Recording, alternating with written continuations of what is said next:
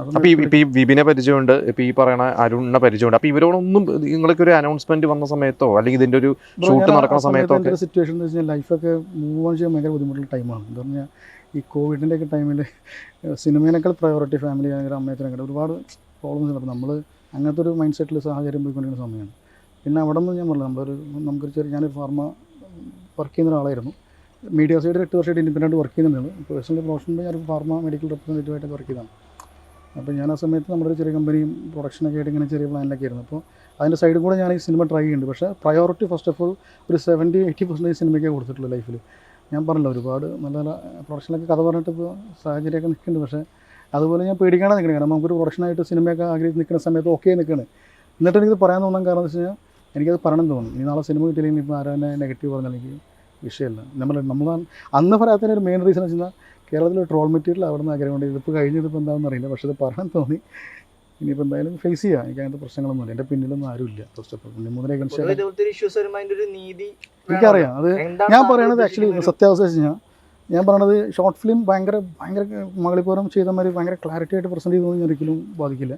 പക്ഷേ എൻ്റെ എഫേർട്ട് എന്ന് വെച്ചാൽ നമ്മുടെ ഫ്രണ്ട് കഷ്ടപ്പെട്ട് ഞാൻ പറഞ്ഞില്ല നമ്മളിപ്പോൾ യൂട്യൂബിലൊക്കെ ഓരോരുത്തർ പണ്ട് ഒരു 6 വർഷം മുമ്പുള്ള കഥയാണത്. നമ്മൾ ഷോർട്ട് ഫിലിം ചെയ്യുമ്പോൾ വൈറലാക്കി കളിയാൽ നമുക്ക് ഭയങ്കര റവന്യൂ കിട്ടുകയാണെന്നൊക്കെ പറഞ്ഞുള്ളൊരു എല്ലാവരും പോലെ ചിന്തിച്ചൊരു ടൈം പീരീഡിൽ ഷോർട്ട് ഫിലിം ചെയ്യണം. അപ്പോൾ എൻ്റെ ഏറ്റവും പ്രിയപ്പെട്ട ഒരു സുഹൃത്ത്, അവരുടെ പേര് പറയാൻ പറയുന്നുണ്ട്, സുജിത്ത് പറയും. സുജിത്ത് വേണ്ടൊരാൾ അവൻ്റെ പൈസ എനിക്ക് തന്നാണ്. ഇപ്പോഴും പറയുക അവൻ ഇപ്പോഴും എൻ്റെ അടുത്തൊരു എക്സ്പെക്റ്റേഷൻ ആണ്. നാളെ പറഞ്ഞു ചെയ്യുമോ, എൻ്റെ കഥകളൊക്കെ ഇഷ്ടമാണ്.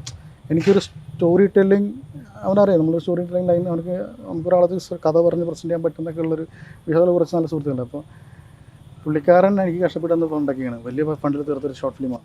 പക്ഷേ മലപ്പുറം പോലത്തെ വലിയ സിനിമയുടെ ക്ലാരിറ്റി ഇല്ലെങ്കിലും ഓഡിയൻസീസ് വർക്ക് കണ്ടു കഴിഞ്ഞാൽ ഡെഫിനറ്റ്ലി അവർക്ക് എന്താ വെച്ച് കഴിഞ്ഞാൽ ഈ മാളികപ്പുറത്തിൻ്റെയും ഇതിൻ്റെ ഒരു സിമിലാരിറ്റി ഉറപ്പായിട്ട് ഫീൽ ചെയ്യുന്നതാണ് എൻ്റെ മനസ്സ് വരുന്നത്. ഞാൻ പറഞ്ഞിട്ടുണ്ട് നമ്മളിപ്പോൾ ഒരു 1 മിനിറ്റ് നിങ്ങൾ പറയുന്നുണ്ട്, നിങ്ങൾ മാളികപ്പുറം പോലത്തെ ഒരു ഷോർട്ട് ഫിലിം മാളികപ്പുറത്തിന് മുന്നേ ചെയ്തു എന്ന് പറയുന്നു.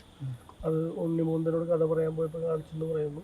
ഇതിനൊക്കെ എന്ത് അടിസ്ഥാനമാണോ, എന്ത് തെളിവുകളാണ് നമുക്ക് കാണിച്ചു കൊടുക്കാൻ? തെളിവ് പറഞ്ഞാൽ ഞാൻ പുള്ളിയെ വീട്ടിൽ പോയി കണ്ടതിൻ്റെ കാര്യങ്ങളൊക്കെ എൻ്റെ അടുത്തുണ്ട്. പുള്ളി ഞാൻ നേരിട്ട് അല്ലാതെ നമുക്ക് ഡിജിറ്റലി കാണിക്കാൻ പറ്റുന്ന അല്ലെങ്കിൽ പേപ്പറായിട്ട് എന്തെങ്കിലും തെളിവുകൾ കാര്യങ്ങളുണ്ടോ? പേപ്പർ പറഞ്ഞാൽ ഫോട്ടോസ് തന്നെയാണ്. പുള്ളിയെ പോയി കണ്ട വീട്ടിൽ അല്ല, പുള്ളിക്ക് സ്ക്രിപ്റ്റ് അയച്ചു കൊടുത്തതിന് എന്തെങ്കിലും ഡിജിറ്റൽ തെളിവുകളോ അങ്ങനെ എന്തെങ്കിലുമൊക്കെ ഉണ്ടോ? പുള്ളിയുടെ നമ്പർ ഈ ഷോർട്ട് ഫിലിം അയച്ചു കൊടുത്തതിന്റെ തെളിവ് ഉണ്ടാവുമല്ലോ. അതൊക്കെ 6 വർഷത്തെ കഥയാണ്. അപ്പോൾ ഞാൻ വാട്സപ്പിൽ അയച്ചു കൊടുത്തിട്ടുണ്ടായിരുന്നു സംഭവം. പുള്ളിയുടെ നമ്പർ അതല്ല, ഇപ്പോൾ എൻ്റെ ഒഫീഷ്യൽ നമ്പറും വർക്കിൻ്റെ ഭാഗമായിട്ട് വേറെ നമ്പറാണ്. പക്ഷേ എൻ്റെ ആ നമ്പർ ചെക്ക് ചെയ്തപ്പോൾ കിട്ടുമായിരിക്കും, എനിക്കറിയില്ല. പക്ഷേ കൊടുത്ത വാസ്തവം തന്നെയാണ്.